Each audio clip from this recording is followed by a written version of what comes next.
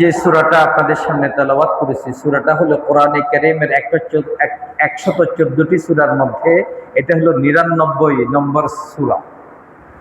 গত সপ্তাহে আমরা যে সূরা তাফসীর করেছি সেটা ছিল 100 নম্বর সূরা, জাস্ট 100 নম্বর সূরা। আজকে সূরাটা হলো কত? 99 নম্বর সূরা মানে সিরিয়ালে 99 নম্বর সূরা। সূরার নাম কি? সূরা জিলজাল, অথবা সূরা আল জিলজিলাহ, অথবা সূরা আল জালজালাহ, অথবা সূরাতুল জামা, সূরাতুল জামিয়া। এই সূরার অনেকগুলো নাম। যে নামটা প্রসিদ্ধ সেটা কি? জিলজাল, এটা প্রসিদ্ধ। কিন্তু এই সূরার আরো অনেকগুলো নাম আছে। নাম সবগুলোর একই, অর্থ একই। আল জিলজালা, আল জালজালা, আল জিলজালা, আল জালজালা, অথবা আল জামিয়া। এই চারটি নামে সূরাটাকে প্রসিদ্ধ। যে প্রসিদ্ধ নামে আমরা চিনি সেটা হলো কি? জিলজাল। জিলজাল শব্দের অর্থ কম্পিত হওয়া, ভূমিকম্প হওয়া, নড়ে চড়ে বসা, মাটির ভূগর্ভস্থল থেকে মাটি নাড়িয়ে দেওয়া। এটার নাম অর্থ হলো কি? জিলজাল। যেহেতু এই সূরাটি সূরা জিলজাল 99 নম্বর সূরা, এই সূরা মক্কা শরীফ অবতীর্ণ। এই সূরাটি কি কোথায় অবতীর্ণ? মক্কা মুকাররমা অবতীর্ণ সূরাটি।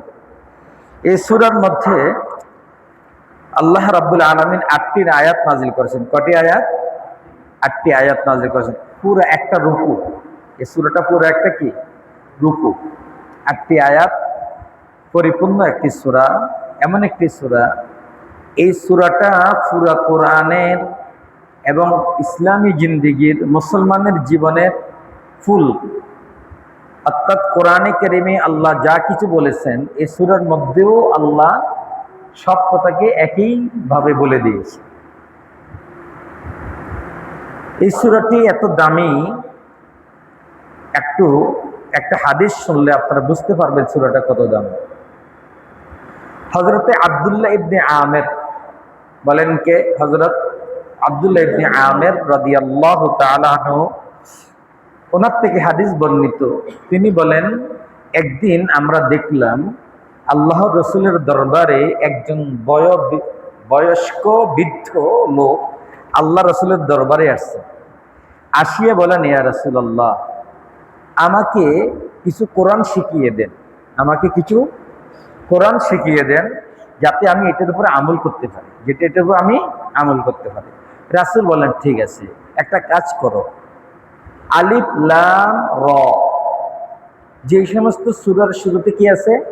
আলিফ লাম র, এরকম 3টি সূরা তুমি তেলাওয়াত করো, 3টি সূরা তুমি শিখো। আলিফ লাম র, বলেন আলিফ লাম র, এরকম 3টি সূরা তুমি শিখো। সে বলেন, ইয়া রাসূলুল্লাহ, এগুলো তো অনেক বড় বড় সূরা, অনেক বড় বড় সূরা। আমি বুড়ো হয়ে গেছি, আমার বয়স অনেক বেশি, এবং আমার স্মরণ শক্তি কমে গিয়েছে, আমার জিহ্বাও কি এখন মোটা হয়ে গেছে, মানে কি আমার জিহ্বা এখন এত কি কাজ করে না। ইয়া রাসূলুল্লাহ, আমি তো এই 3টি সূরা তেলাওয়াত করার আমার শক্তি নাই, আমার সক্ষমতা নাই। রাসূল বলেন, তাহলে একটা কাজ করো, হামিম, হামিম, যে সূরাগুলো এরকম হামিম, এরকম 3টি সূরা কোরআনের মধ্যে এরকম আছে। কয়টি সূরা? যে সূরা শুরুতে কি লেখা আছে? হামিম। এই 3টি সূরা, এরকম 3টি সূরা তুমি কি করো? শিখো।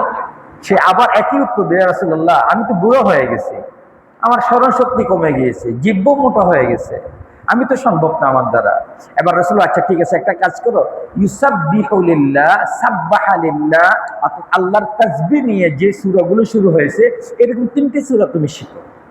এবার সে একই উত্তর দিলে, ইয়া রাসূলুল্লাহ, এগুলো তো বড় বড় সূরা, আমি তো বুড়ো হয়ে গেছি, স্মরণ শক্তি কমে গিয়েছে, আমার জিহ্বার শক্তি কমে গিয়েছে, ইয়া রাসূলুল্লাহ, আমি তো এটাও পারবো না, বরং আপনি আমাকে এমন একটি ছোট্ট সূরা শিখিয়ে দেন যে সূরার মধ্যে কোরআনের, ইসলামের সমস্ত নির্যাসগুলো একটি সূরার মধ্যে ঢুকে গিয়েছে, এরকম একটা ছোট্ট সূরা আমাকে শিখিয়ে দেন। সুবহানাল্লাহ। এবার রাসূলুল্লাহ সাল্লাল্লাহু আলাইহি ওয়াসাল্লাম তাকে সূরা জিলজাল শিখিয়ে দিলেন। কোন সূরা? কোরআনে কারীমের 99 নম্বর সূরা, সূরা জিলজাল ওই সাহাবীকে রাসূল শিখিয়ে দিলেন। এবার সাহাবী এই সূরাটা শিখে চলে যাচ্ছেন আর বলতেছেন, ওয়ালা ইয়াজিদু ওয়ালা ইয়ানকিসু, ইয়া রাসূলুল্লাহ, আমি এখান থেকে বাড়াবো না কমাবো না, আমি এটার উপরে শুধু আমল করতে থাকবো। রাসূল বলেন, তুমি সফল কাম, তুমি সফল কাম, তুমি সফল কাম। সুবহানাল্লাহ। লোকটি চলে যাচ্ছেন। এবার রাসূল সাল্লাল্লাহু আলাইহি ওয়াসাল্লাম বলে, ওনাকে ডাকো, ওনাকে ডাকো, আরো ডাকো। তো ওনাকে আবার ডাকা হলো। সাহাবী আসলেন রাসূলের কাছে। রাসূল বলেন, একটা কথা শোনো, আল্লাহ আমার উপরে কোরবানি ওয়াজিব করে দিয়েছেন। আল্লাহ আমার উপরে কি কোরবানি করার নির্দেশ দিয়েছেন। এই সূরাটা যখন সাহাবী শিখতেছেন তখন কখন? কোরবানির সময়। তখন কিসের সময়? জিলহজ মাস, প্রথম 10 দিনের কাহিনী। তার রাসূল সাল্লাল্লাহু আলাইহি ওয়াসাল্লাম বলেন, আল্লাহ তো আমার উপরে কোরবানি ওয়াজিব করেছেন, তুমি কোরবানি দিবা। এবার সাহাবী বলে, ইয়া রাসূলুল্লাহ, আমি তো গরিব মানুষ, আমার কাছে কোরবানি দেওয়ার সেরকম কি নাই, কোনো পশু নাই, তবে একটা দুধ খাওয়ার জন্য, দুধ পান করার জন্য কারো থেকে আমি একটা গাভী লালন পালন করি, এটাকে আমি জবাই করে দেব? রাসূল বলছেন, না, এটাকে কেন জবাই করবা? এটা তো তুমি তোমার মালিক না, তুমি মালিক না, তোমাকে দুধ পান করার জন্য দিয়েছে। সুতরাং তুমি একটা কাজ করো। কি কাজ? জিলহজ মাসের প্রথম তারিখ থেকে নিয়ে 10 তারিখ পর্যন্ত তোমার চুল, তোমার নখ, তোমার নাভির নিচের কেশগুলো তুমি কাটবা না, 10 তারিখে কাটবা। কয় তারিখে?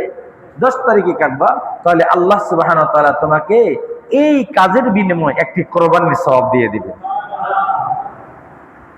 সুবহানাল্লাহ। এই হাদিস থেকে কি একটু বুঝতে পারছেন এই সূরাটার দাম কিরকম, কি পরিমাণ দামি সূরা?